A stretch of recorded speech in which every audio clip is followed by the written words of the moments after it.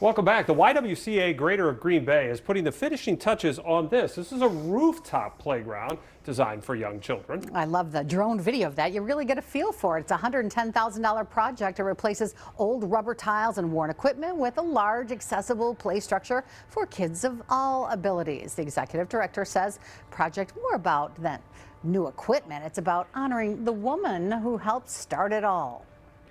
So this is especially meaningful for us because it does honor the legacy of Marguerite Kress, who was the original naming rights for the space 20 years ago when we first initiated the rooftop playground here at YW.